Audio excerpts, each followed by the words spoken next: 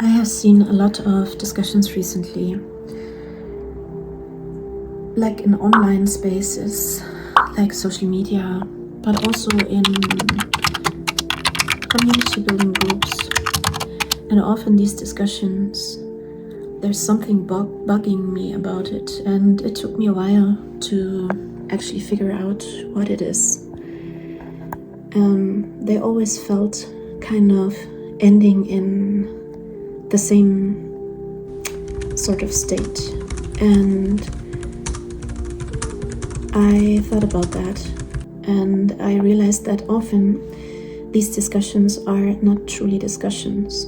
So today I want to talk about the topic, how we can discuss in a way that we actually find knowledge, and in a way that would be beneficial to us and also others. So often when we discuss about a certain topic, whatever it might be, we try to be seen as the one who's right. And that often leads to an outcome that I would describe as an endless feedback loop of proving our own identity. Why is that? It's because we are scared of losing our identity. And what looks like a fight causes more harm than it provides insight. It looks also like built up non-negotiable walls, and with only one outcome, that is, I'm right and you're wrong. But what if we let go of that desire? What if we opened up and allowed the discussion to happen? And how can we actually achieve that? Oftentimes we don't argue to really find truth. We argue to confirm identity. And the endless feedback loop, where one tries to prove oneself right, it is actually our mind's default system.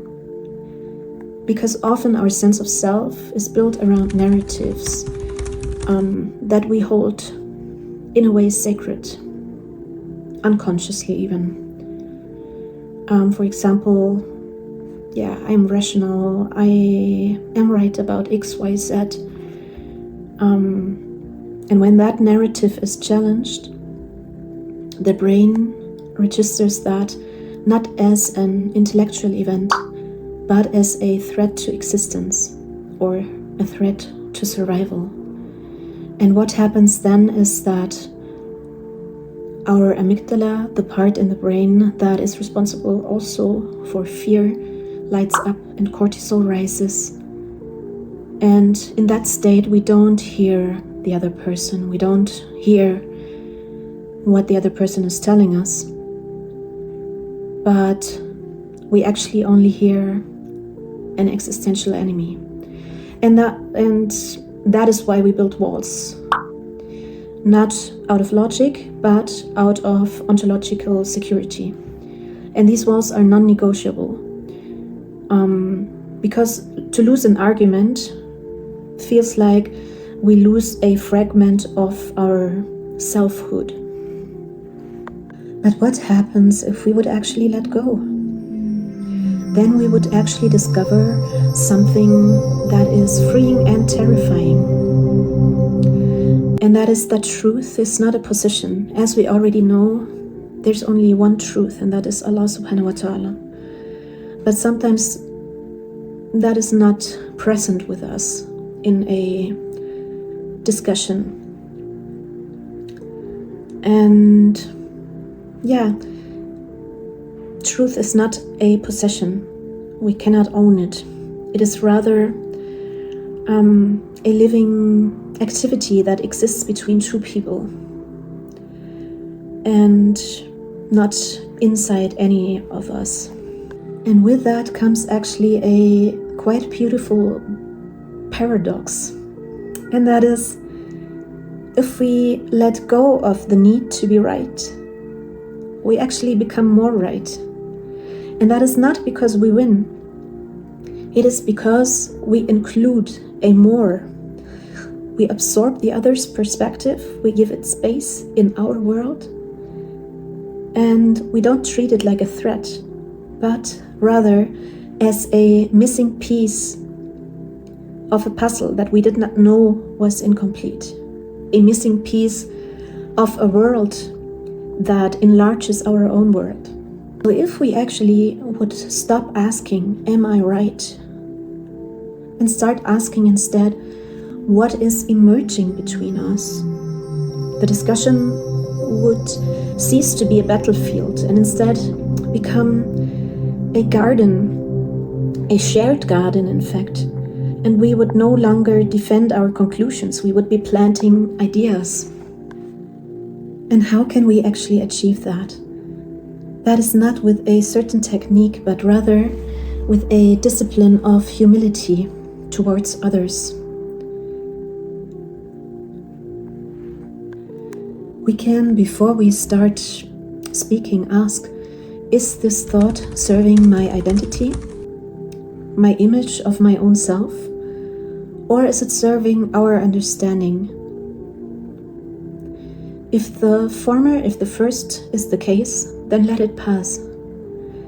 And if it is the later, offer it as a gift and not as a weapon. So one part is also to listen for what you are not. Don't listen to refute, but listen actually to be changed. See the other person not as your opponent, but rather as your unlived life. And let their words enter you like a part of a garden that you have not seen yet. So we can honor what has already been provided to us. The world as big as it has yet become for us. Our garden, our inner garden,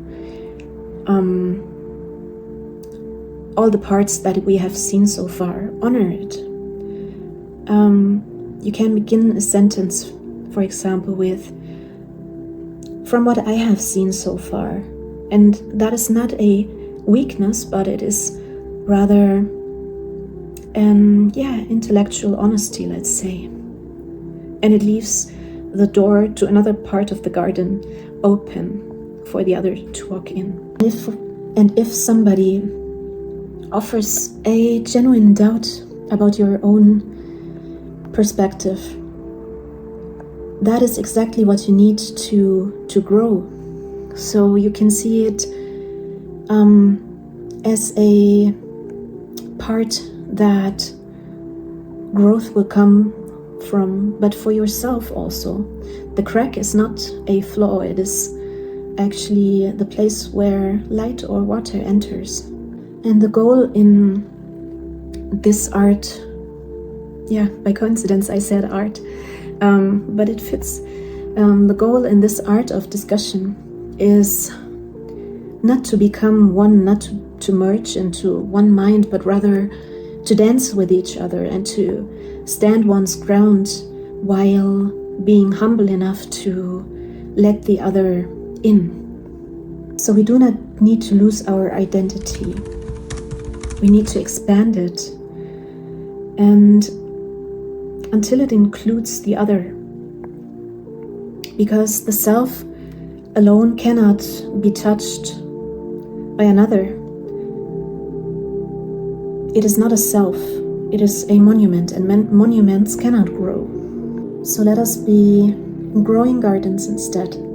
If we want to go more into the image or the metaphor, the image of abundance, we could say that true knowledge is not to be found, not really to be researched, but to be born. And born because it comes if two or more come together.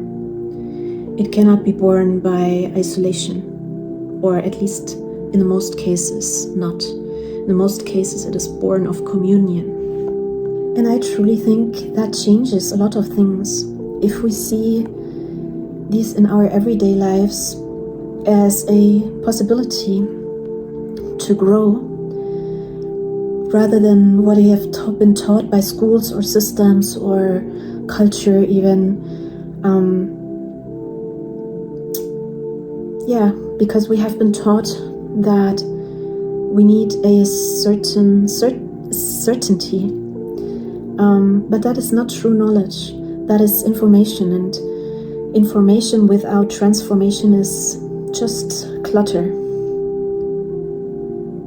And that is where scarcity and fear of loss actually easily arrive. But I think what I've talked about before, it sounds much more abundant. So certainty is the death of knowledge. It says, I have arrived, I don't need to go further. This is where I stand and this is how I stay. I don't expand, I don't grow, I don't change. I stay as I am. But curiosity is actually the womb of knowledge.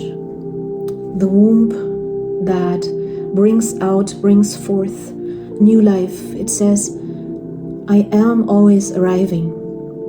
I am always arriving again and again. I want to talk about why the heart is such an important space for these kind of conversations. Because the mind separates and the heart releases. And true relation is the only place where new knowledge is born, as I have mentioned before. And you cannot truly generate new knowledge with a closed heart. Because a closed heart says, I already know enough. And an open heart says, I'm incomplete. And as we are servants of Allah subhanahu wa ta'ala, we know that we are always incomplete. And realizing that, because sometimes we might forget about that. But being incomplete, being also sinful, not perfect, this is how we are created. And only Allah subhanahu wa ta'ala is the complete, the truth. But if we see ourselves and everybody as always incomplete, we can actually say, you are contributing to me becoming more complete, to my perspective, to my inner garden, to become more complete, to grow further, to expand the knowledge. And with that also telling my nervous system, even if I'm incomplete, I know that already. I'm incomplete. I don't need to force myself to be complete. I can actually relax already. So let us practice more in our daily lives this sort of humbleness. And in a conversation, like really, let's ask ourselves, from which place am I listening to the other person? From which place am I judging the other person right now?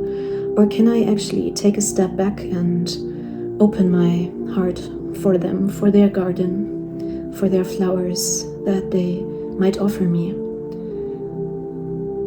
The heart must be grateful enough to receive it.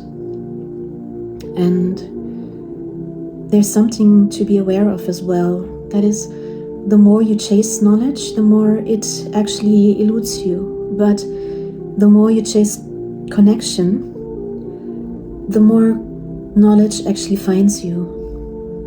And that is beautiful, because in our incompleteness, through the connection with the other, we find knowledge.